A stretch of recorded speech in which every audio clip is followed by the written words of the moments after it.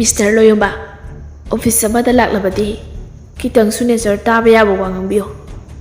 Phajaba wai kitang oirabasu sijinabiyo.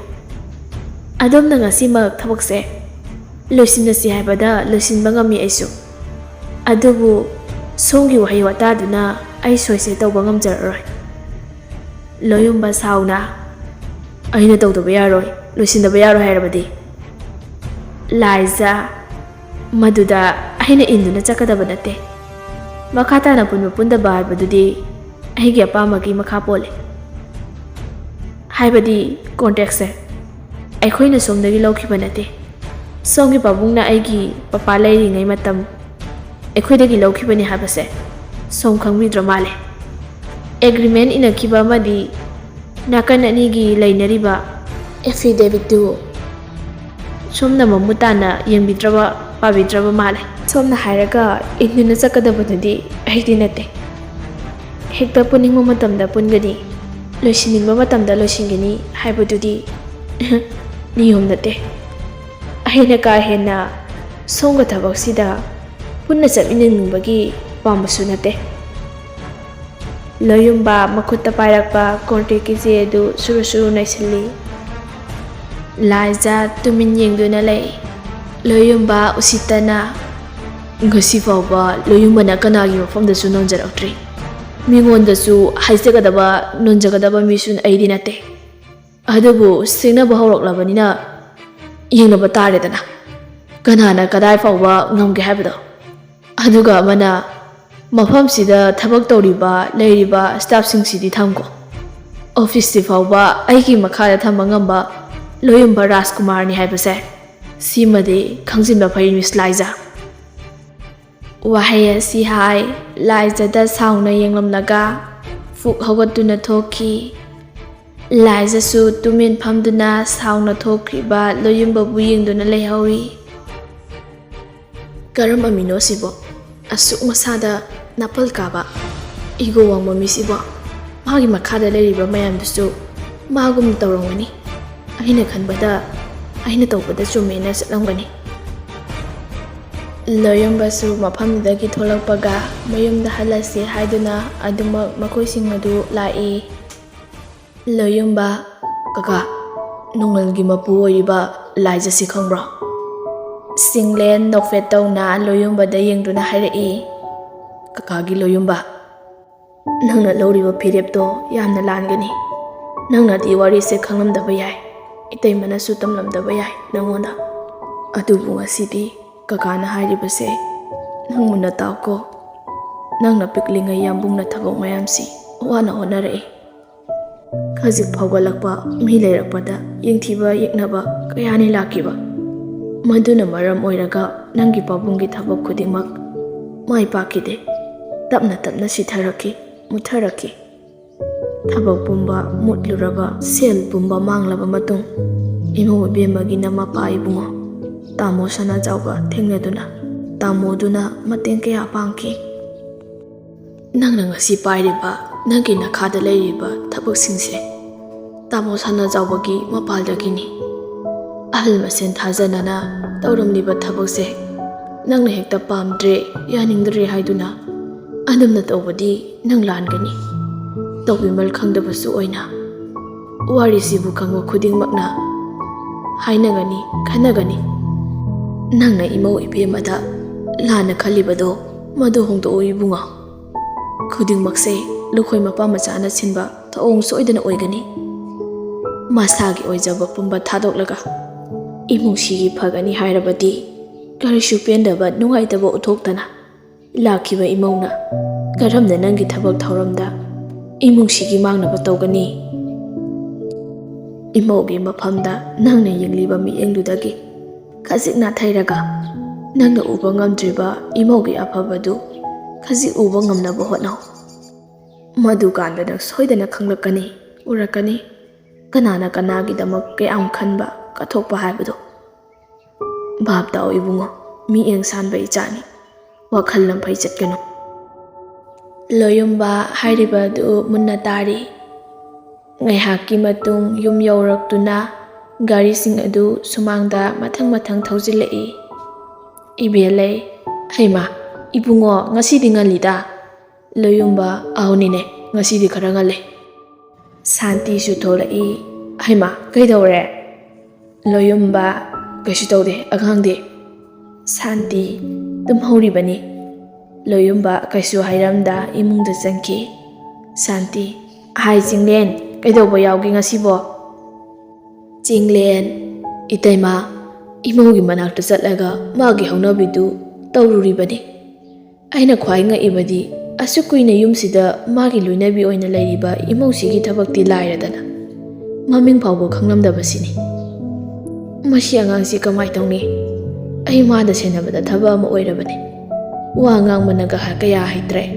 Mana tawduse sigi matakta khonsu amu wauribani. Mana tawrise masasida aingba atapa khondu karama matamda amuk tadoino ai khangdre. Santi, karinone mana khaliba tawribasibo imungi ahalsingduna kari khandawrige ba pausi tabada onthona gyan tadidako aigi chase nate adu karidi hainarage haige. Jinglen, adudi thoidokpa aingonda hairakte itaima. Santi, gyan tadre ai ma angang maksu natre chahidi kuntra hinjila abani. Hauji phawba hanthaba leitera adu masase phingaga leiradoira khangdre ai. Ngangdana chatki ngaihaki matung laijasu halai. Loyumbagi gari sing adu leirambaduda tapna tapna imunglomda changlai.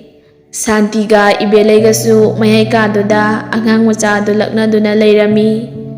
Bag tu table manakta thamlamlaga kitchen lomda changaktuna makhut adu hamdokle aduga fridge dagi ising aingba ama lokthokduna thakna manyengi manakta changjinduna famlai.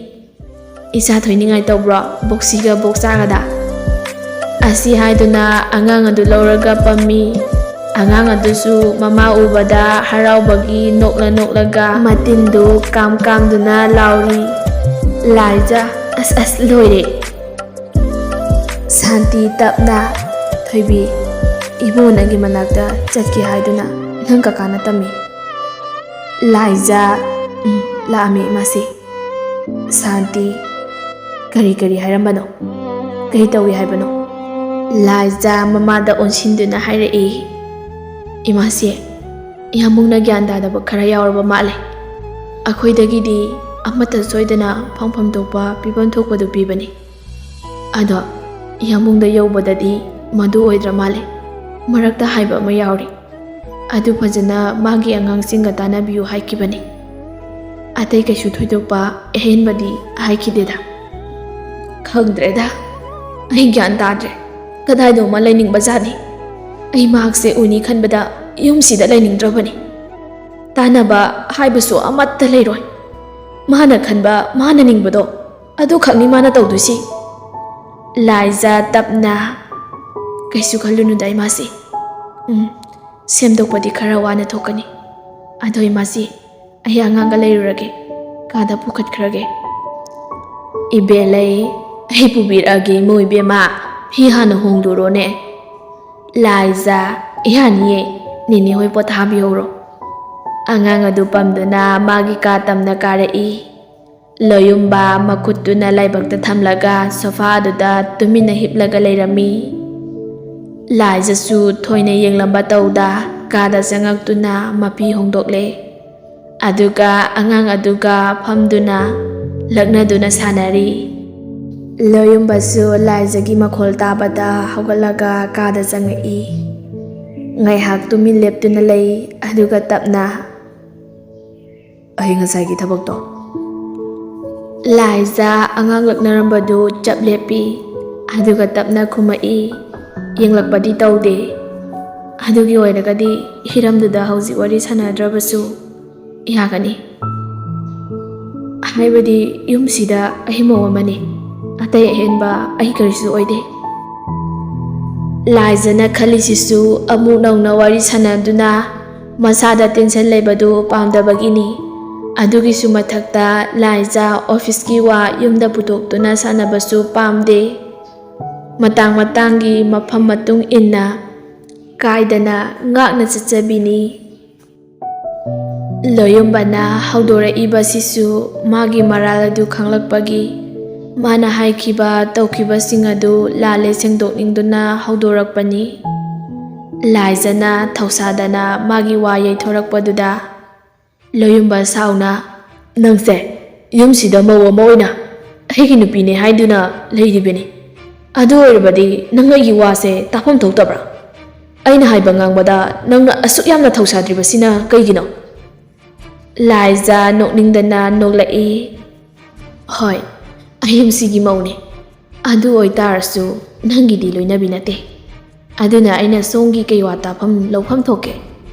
ꯑꯩꯁꯨ ꯑꯩꯒꯤ ꯂꯩꯐꯝ ꯊꯣꯛꯄ ꯑꯗꯨꯝ ꯂꯩꯒꯦ꯫ ꯑꯩꯒꯤ ꯇꯧꯐꯝ ꯊꯣꯛꯄꯗꯨ ꯈꯛ ꯇꯧꯒꯦ꯫ ꯑꯇꯩ ꯑꯇꯣꯞꯄ ꯑꯍꯦꯟꯕ ꯑꯩ ꯀꯔꯤꯁꯨ ꯈꯪꯗꯦ꯫ ꯑꯉꯥꯡꯁꯤꯒꯤꯗꯃꯛ ꯂꯥꯛꯈꯤꯕꯅꯤ꯫ ꯌꯨꯝꯁꯤꯗꯒꯤ ꯁꯣꯝꯗꯒꯤ ꯑꯩꯒꯤ ꯍꯛ ꯀꯔꯤꯁꯨ ꯇꯥꯜꯂꯣꯏ꯫ ꯇꯧꯕꯇꯕꯨ ꯑꯉꯥꯡꯁꯤꯒꯤ ꯃꯃꯥ ꯑꯣꯏꯕꯒꯤ ꯑꯌꯥꯕꯗꯨꯗꯤ ꯁꯣꯝꯅ ꯄꯤꯈꯤꯕꯅꯤ꯫ ꯑꯗꯨꯅ ꯑꯉꯥꯡꯁꯤꯒ ꯑꯩꯒꯤꯒ ꯃꯔꯛꯇ ꯂꯩꯅꯔꯤꯕ ꯃꯔꯤꯁꯤꯗꯗꯤ ꯁꯣꯝꯅꯁꯨ ꯀꯥ ꯍꯦꯟꯅ ꯑꯊꯤꯡꯕ ꯌꯦꯡꯁꯤꯟꯕ ꯊꯝꯕꯤꯔꯛꯀꯅꯨ."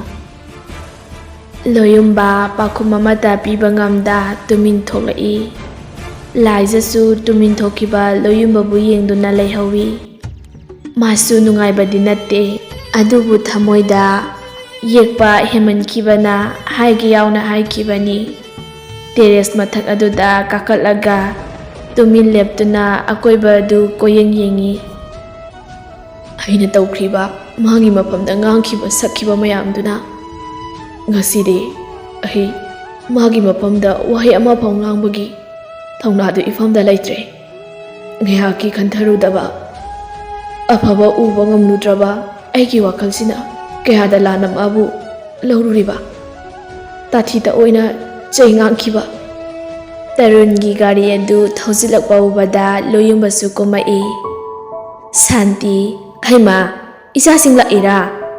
ꯇꯔꯨꯟ: "ꯃꯃꯥ, ꯑꯃꯗꯣ ꯂꯩꯈꯤꯕ ꯅꯠꯇ꯭ꯔꯣ?" ꯃꯤꯔꯟꯗꯥ: "ꯃꯃꯥꯁꯦ ꯃꯁꯛ ꯀꯌꯥꯝ ꯐꯖ ꯊꯣꯛꯂꯛꯑꯦ꯫ ꯀꯨꯏꯔꯒ ꯁꯨꯝ ꯅꯍꯥ ꯃꯥꯟꯊꯣꯔꯛꯑꯦ꯫ ꯂꯥꯏꯖꯅ ꯑꯍꯥꯎ ꯑꯍꯥꯎꯕ ꯌꯥꯝ ꯄꯤꯖꯔ ꯃꯥꯜꯂꯦ." ꯁꯥꯟꯇꯤ ꯅꯣꯛꯇꯨꯅ: "ꯍꯣꯏꯅꯦꯍꯦ, ꯏꯃꯧꯅ ꯁꯦꯕꯥ ꯇꯧꯃꯟꯗꯅ ꯅꯍꯥ ꯑꯣꯏꯊꯣꯔꯛꯑꯕꯅꯤ꯫ ꯆꯪꯉꯣ ꯆꯪꯉꯣ, ꯅꯪ ꯃꯔꯨꯞꯁꯨ ꯀꯥꯗ ꯂꯩꯈꯤꯕꯅꯤ꯫ ꯍꯦꯛꯇ ꯀꯥꯈꯠꯂꯨ, ꯑꯩꯁꯨ ꯀꯥꯔꯛꯀꯦ." ꯇꯔꯨꯟꯒ ꯃꯤꯔꯟꯗꯥꯒꯁꯨ ꯃꯊꯛꯇ ꯀꯥꯈꯠꯂꯛꯏ꯫ ꯂꯣꯌꯨꯝꯕ: "ꯑꯩꯁꯨ ꯅꯈꯣꯏ ꯂꯥꯛꯈꯤꯕꯗꯨ ꯎꯕꯗ ꯀꯨꯝꯃꯛꯏꯅꯦ꯫ ꯀꯥꯗ ꯐꯝꯁꯤꯔꯥ ꯅꯠꯇ꯭ꯔꯒ ꯃꯈꯥꯗ ꯐꯝꯃꯨꯁꯤꯔꯥ?" ꯇꯔꯨꯟ: "ꯀꯥꯗ ꯐꯝꯃꯁꯦ꯫ ꯃꯧ ꯑꯅꯧꯕꯤ ꯂꯩꯈꯤꯕ ꯅꯠꯇ꯭ꯔꯣ?" ꯂꯣꯌꯨꯝꯕ: ꯂꯩꯕꯅꯤ, ꯆꯪꯉꯣ." ꯀꯥꯗ ꯆꯪꯉꯛꯏ ꯑꯍꯨꯝ ꯑꯗꯨ꯫ ꯃꯤꯔꯟꯗꯥ: "ꯐꯝꯃꯦꯍꯦ ꯑꯩꯗꯤ ꯍꯦꯛꯇ." ꯂꯣꯌꯨꯝꯕ: "ꯐꯝꯃꯨ ꯐꯝꯃꯨ, ꯀꯥꯏꯗꯒꯤ ꯊꯦꯡꯅꯗꯅ ꯂꯥꯛꯏꯅꯣ ꯅꯕꯥꯅꯤꯅ?" ꯇꯔꯨꯟ: "ꯂꯨꯍꯣꯡꯈꯤꯕꯗꯩ ꯅꯁꯛꯀ ꯎꯈꯤꯗ꯭ꯔꯦꯅ ꯍꯧꯅꯔꯒ ꯂꯥꯛꯏꯅꯦ, ꯌꯥꯝ ꯀꯥꯏꯔꯕꯣ?" ꯂꯣꯌꯨꯝꯕ: "ꯍꯧꯔꯦꯅꯥ." ꯋꯥꯔꯤ ꯁꯥꯟꯅꯕꯒꯤ ꯃꯈꯣꯜ ꯑꯗꯨꯗ ꯂꯥꯏꯖꯁꯨ ꯑꯉꯥꯡ ꯑꯗꯨ ꯄꯝꯂꯒ ꯊꯣꯛꯂꯛꯏ꯫ ꯃꯤ ꯂꯩꯔꯝꯕꯗꯨꯗ ꯑꯗꯨꯝ ꯍꯔꯥꯎ ꯍꯔꯥꯎꯅ ꯂꯥꯛꯏꯕꯗꯨ ꯀꯧ ꯉꯥꯡ ꯇꯧꯏ꯫ ꯃꯤꯔꯟꯗꯥ: "ꯑꯌꯥ, ꯀꯩ ꯈꯨꯅꯨꯡꯁꯤꯅꯣ! ꯍꯥꯟꯅꯗꯤ ꯂꯣꯌꯨꯝꯕ ꯅꯪ ꯌꯥꯝ ꯃꯥꯟꯕꯅꯦ, ꯍꯧꯖꯤꯛꯇꯤ ꯁꯨꯝ ꯃꯃꯥ ꯃꯥꯟꯊꯣꯔꯛꯑꯦ ꯍꯥꯏꯕ." ꯂꯥꯏꯖ ꯅꯣꯛꯐꯦꯠ ꯇꯧꯔꯛꯏ꯫ ꯃꯤꯔꯟꯗꯥ: "ꯁꯤꯗ ꯌꯥꯏ, ꯅꯦꯅꯦ ꯄꯝꯒꯦ ꯂꯥꯛꯑꯣ." ꯑꯉꯥꯡ ꯑꯗꯨꯁꯨ ꯃꯁꯛ ꯈꯪꯗꯕꯒꯤ ꯃꯃꯥꯗ ꯅꯞꯄꯒ ꯂꯩ꯫ ꯂꯥꯏꯖ: "ꯁꯦ, ꯅꯦꯅꯦꯅ ꯄꯝꯒꯦꯌꯦ꯫ ꯃꯃꯥꯁꯨ ꯅꯦꯅꯦ ꯍꯣꯏ ꯂꯥꯛꯄꯒꯤ ꯆꯥꯅꯕ ꯁꯦꯝꯃꯨꯒꯦ, ꯃꯔꯝ ꯃꯣꯛꯄꯅꯤ ꯏꯆꯥꯗꯤ." ꯑꯉꯥꯡ ꯑꯗꯨ ꯅꯤꯡꯉꯥꯏ ꯍꯧꯔꯛꯏ꯫ ꯂꯣꯌꯨꯝꯕ ꯇꯞꯅ: "ꯑꯩ ꯂꯧꯍꯧꯔꯒꯦ ꯑꯉꯥꯡꯗꯣ." ꯑꯁꯤ ꯍꯥꯏꯗꯨꯅ ꯂꯥꯏꯖꯒꯤ ꯃꯅꯥꯛꯇ ꯆꯪꯁꯤꯜꯂꯒ ꯑꯉꯥꯡ ꯑꯗꯨ ꯂꯧꯏ꯫ ꯂꯥꯏꯖꯁꯨ ꯃꯈꯥꯗ ꯀꯨꯝꯊꯔꯛꯏ꯫